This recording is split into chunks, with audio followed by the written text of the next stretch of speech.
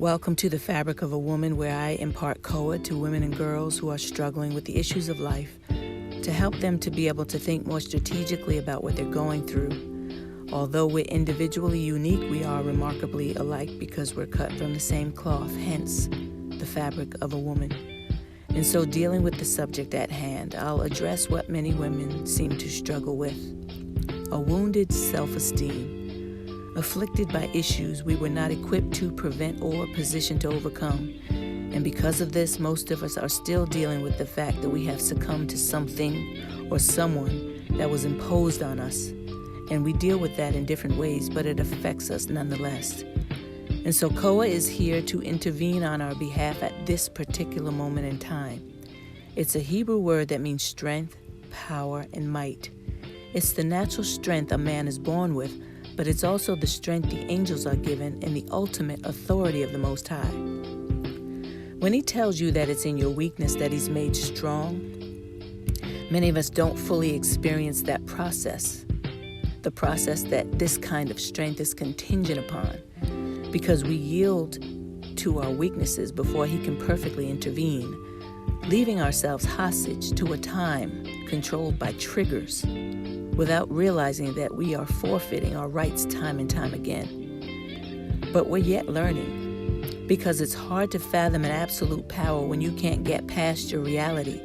We've been living defenseless in a system of beliefs most of our lives, a system that is not able to free us from the seed of the issues that it created, a system that will be doomed to fall in the time of judgment.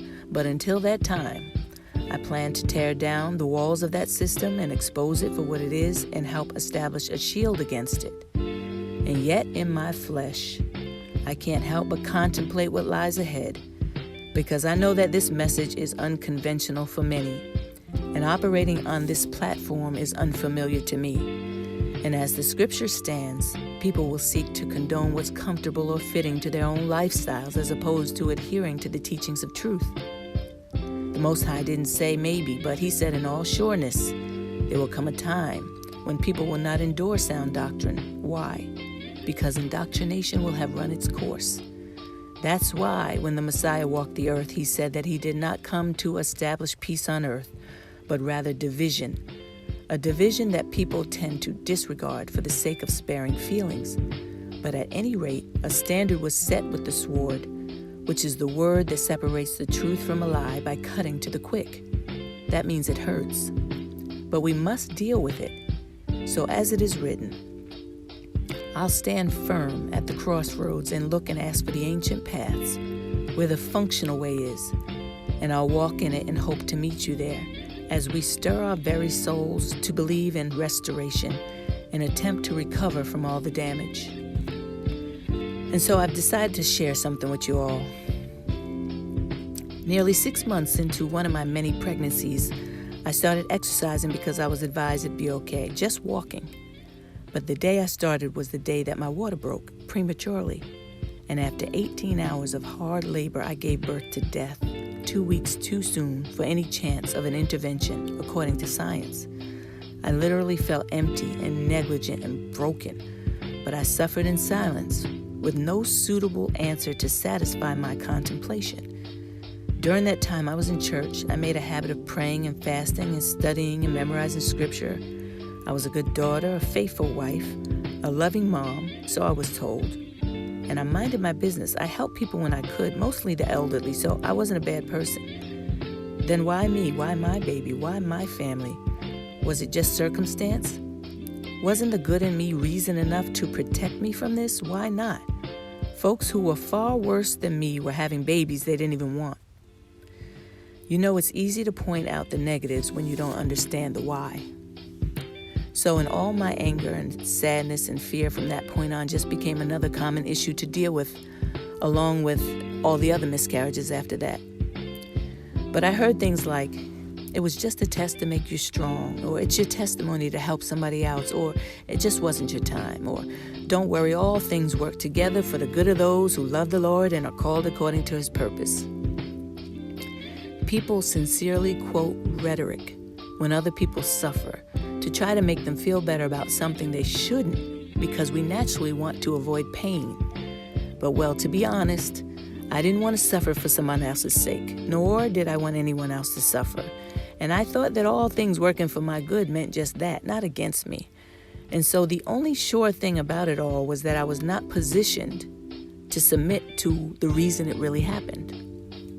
I'll explain what I mean. People are born with a natural tendency to respond in a way that's particular to any given situation. It's called an inclination or a disposition to do good or to be good, to do evil or to be evil. When the Most High finished creating his work and proclaimed it good, he was saying it was set to do what he purposed it to do, according to his plan, so it was functional.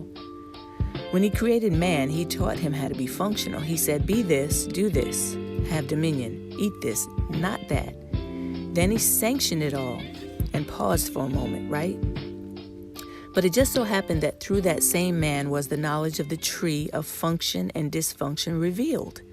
And the path of the one who was sanctioned to walk a specified walk of destiny got altered by sin, taking us all off the beaten path by birthing a dysfunction that began to reign on every level within this realm, exposing everyone to it, young and old. It was then that the Father made a decree to call no man good except him alone, because we were no more functional on our own, yet we continue to call men good. Why? Because it's a hard pill to swallow when you just don't understand. But truth be told, most of us cannot master self-control, no matter how minute or severe. And people are always attempting to rewrite their wrongs. And so he reiterates for our own sake to put no trust or confidence in man. Because although we may all have certain qualities, dysfunction was sanctioned here. And we're living by default, striving more often than not already damaged. Stay with me a little longer. I just want to talk about how perception is problematic when it comes to how the American mindset processes scripture. This mindset, for one, is limiting, it's obstructing, because we tend to experience all things from 2 points of view, good and bad, one accepted, the other rejected, without assimilating to the need for their coexistence. For instance, most don't consider the fact that too much light is just as blinding as complete darkness. But the ancient Hebrew language always seeks the balance because that's how it was set up. Good and bad, or function and dysfunction, each have rules and boundaries that need to be respected so that we are able to consciously yield to both without getting caught off guard by the imbalances of either. The English word evil, also rendered bad, believe it or not, has no ancient Hebrew equivalent. So while we define evil with words like bad, wicked, malicious, or even demonic, it's more accurately translated as ra in Hebrew, which means not working according to plan or dysfunctional. And when the American Dictionary and Blue Letter Bibles and other modern Hebrew translations define the word good, they define it as something to be desired or approved of or adequate or fine. But in ancient Hebrew, it's called tov or tob, meaning working according to plan or functional. Now, it may not seem like much of a difference to the untrained ear, but we need to understand the entitlement of dysfunction in the earth. Because if we only see it as good or bad from our perspective, we'll instinctively rationalize them both, find a place to exempt ourselves from one and point the finger on the other. When I had to bury my baby girl, I questioned a lot, as to be expected, and I got to the point that I refused to talk about it much because I respected the Most High enough to know that I didn't want to damn myself with the anger of my words. And I ended up doing an 8-day water fast. And I read that it was the father's right to visit the sins of the parents to the 3rd and 4th generation. But I never believed that pertained to me. And although I used to have unhealthy habits, I didn't anymore, so I figured that I was good in that area too. And surely my husband paid the piper for the things he had done, so it couldn't have been his fault.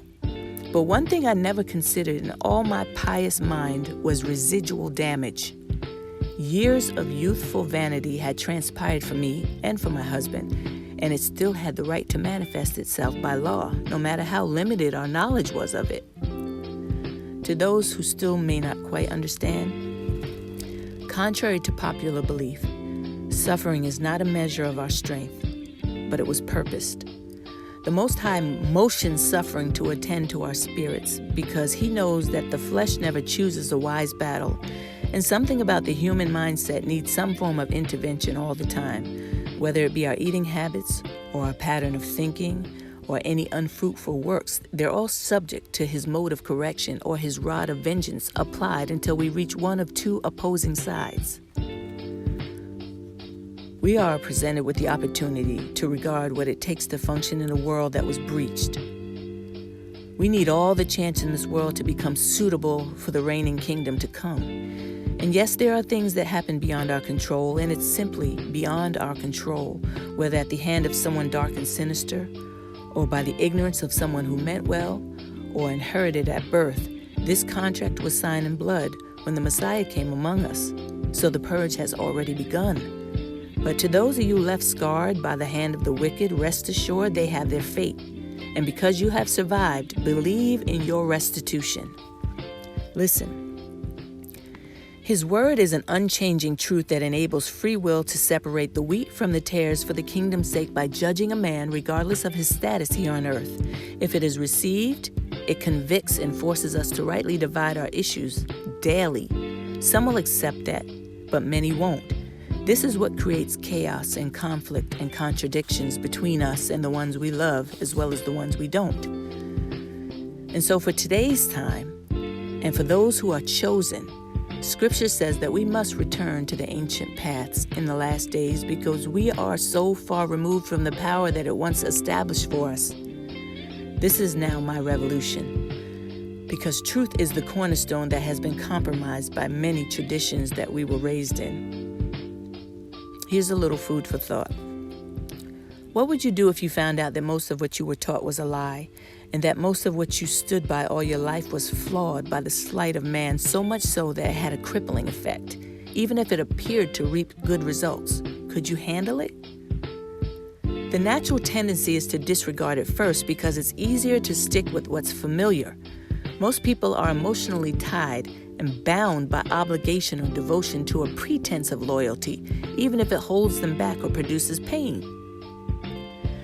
I've heard countless reasons as to why Hebrew is not necessary to know the Bible today, and initially that may hold some truth. But we can't afford to rest there for sure, and fortunately for me, no one in my mind qualified enough to take that authority and make the decision final.